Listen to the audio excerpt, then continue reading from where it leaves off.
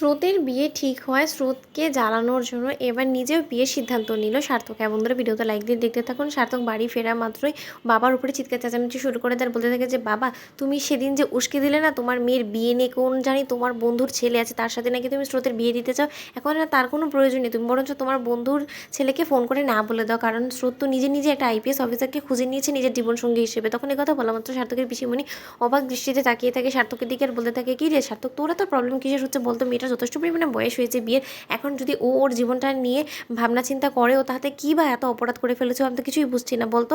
তখন এই কথা বলা মাত্র সার্থক বলতে থাকে, আচ্ছা পিসিমণি তুমি কি এই জিনিসটা ভুলে গিয়েছো যে ও ডাক্তারি পড়াশোনা করছে, আর ডাক্তারি পড়াশোনা যথেষ্ট পরিমাণে একটা কনসেন্ট্রেট দিতে হয়, আর সেই কনসেন্ট্রেটটা ওর যদি একবার ব্রেক হয়ে যায় তুমি বুঝতে পারছো যে ওর পড়াশোনাটা লাটে উঠে যাবে, চুলোই যাবে। তো তখন এই কথা বলা মতো সার্থকের বাবা বলতে থাকে, দেখো সার্থক, যে রাধে সে চুলো বাদে, তুমি জিনিসটা ভুলে গেলে চলবে না যে স্রোত যদি নিজের জীবনটাকে গুছিয়ে নেওয়ার কথা ভেবেও থাকে তাহলে ওর এটাও জানে যে হ্যাঁ ওর বাবার স্বপ্নটা ওকে পূরণ করতে হবে, কারণ ও ছাড়া ওর বাবার স্বপ্নটা কেউ পূরণ করতে পারবে না।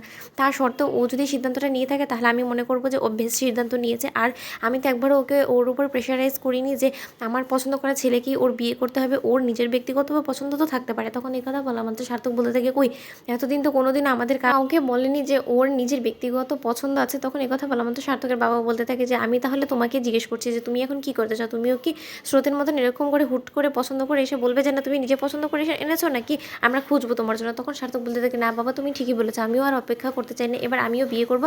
তুমি আমার জন্য যত তাড়াতাড়ি সম্ভব আমার জন্য তুমি পাত্রী খোঁজা শুরু করো। ওদিকে সার্থকের বাবা বলতে থাকে সার্থকের পিসিমণিকে, যে দেখেছিস একদম আমাদের তীরটা নিশানায় লেগেছে, এবার দেখিস দুজনে দুজনকে জ্বালানো ওর জন্য কত কিছু করবে, দেখে নিস তোরা। ওদিকে স্রোত বাড়ি ফেরা মাত্রই রাইকে বলতে থাকে যে জানিস তো রাই দিদি ভাই, সার্থক স্যার আমাকে বলে আমি যাতে আমার বিয়েটা ভেঙে দিই, ওনার কত বড় সাহস ভাব তুই একবার। তখন এই কথা বলা মাত্র রাই বলতে থাকে সত্যি তো ওনার এত বড় সাহস হতে যাবেই বা কেন বলতো? আর যাই হোক না কেন এটা তো তোর সিদ্ধান্ত, তোর ব্যক্তিগত সিদ্ধান্তের মধ্যে সে ইন্টারফেয়ার করার আগে আর যাই হোক না কেন সে তো শুধুমাত্র একটা প্রফেসর মাত্র, তাই না? তোর জীবনে তার ইন্টারফেয়ার করার কোনো রকম কোনো অধিকার নেই। তখন এই কথা বলা মাত্র স্রোত বলতে থাকে, নারী দিদিভাই শুধু সে আমার প্রফেসর না, সে আমার আইডলও বলতে পারিস, কারণ তাকে দেখে আমি অনেক অনুপ্রাণিত হই। কিন্তু তার সত্ত্বেও আমার খুব খারাপ লাগছে যে আমি তাকে কোনো কিছু না জানিয়ে এত বড় একটা জীবনের সিদ্ধান্ত নিয়ে নিয়েছি। তুই জানিস সে ভিসির কাছে গিয়ে কমপ্লেন করছিল আর সে আমাকে হুমকি দিয়েছে সে নাকি আমার বিয়ে ভেঙে দিবে। তখন এই কথা বলা মাত্র রাই বলতে থাকে, ও বললেই হয়ে গেল এত সহজেই নাকি? তোর যে হবু বরকে আমরা ঠিক করেছি না, সে আর যাই হোক না কেন অন্যের হাতের কাঠপুতলি না, যে যে যেভাবে বলবে ও সেভাবেই নাচবে। ওর যথেষ্ট পরিমাণ সেন্সেবল একটা পার্সন আর যথেষ্ট পরিমাণে দায়িত্বশীল।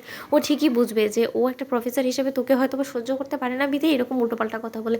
তখন স্রোত বলতে থাকে, আচ্ছা দিদিভাই একটা কথা বলতো, সার্থক স্যার কি সত্যি আমাকে ভুল বুঝলো? আমিও না আজকে সার্থক স্যারের সাথে যথেষ্ট পরিমাণে তর্ক করে ফেলেছি। ওদিকে এই কথা বলা মাত্র রাই বলতে থাকে, তাতে কি হয়েছে? তুই তো তোর হবু বরের হয়েই বলেছিস তাই না? তাহলে এখন বলবি না তো কবে বলবি? তো বন্ধুরা ভিডিওটি ভালো লেগে থাকলে রেকমেন্ড শেয়ার করে সাবস্ক্রাইব করতে ভুলো না।